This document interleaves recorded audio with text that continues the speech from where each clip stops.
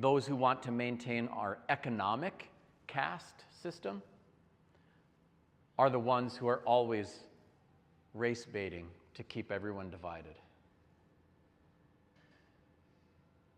And so we have to have an awareness of that so we can be in front of that, or we all pay the price. Also, we're not ahistorical. We are the products of everything that happened before. So if you want to understand where we're at, we need to understand some history. You wouldn't go to a therapist and have the therapist say, "Do not tell me about your mother. Don't tell me about anything that's ever happened to you before. You are only going forward from here." Right? It's like, well, why do you think I'm in therapy? So we have to do some unpacking on the previous chapter so we can write the new, happier, healthier, more positive chapter. So in many ways, this isn't about don't pay attention to history. It's a shout down to certain histories. And that's probably a problem.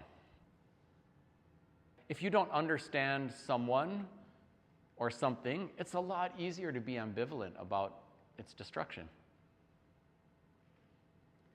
So like one of the dynamics, every time there's a war, each side has some sort of derogatory term for whoever they're fighting. Right? Happened in World War II for both the Germans and the Japanese, happened in the Vietnam War, right? And what that does is it lets you objectify and dehumanize the enemy.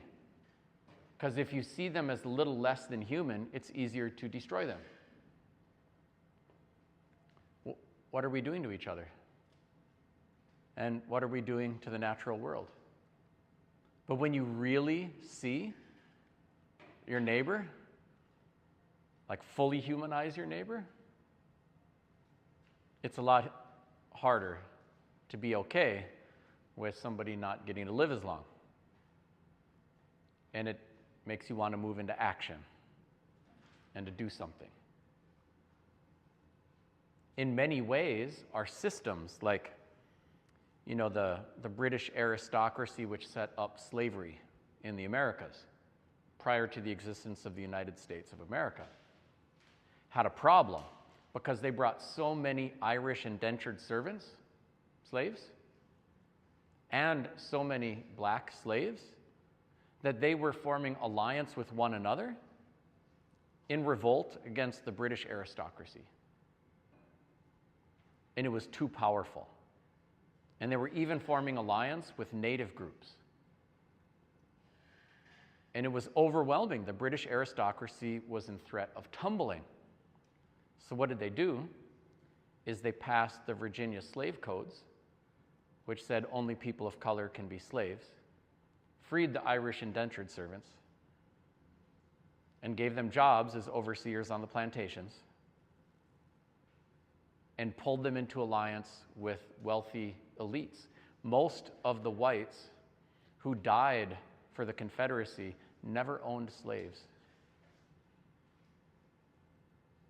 And it's worked that way ever since.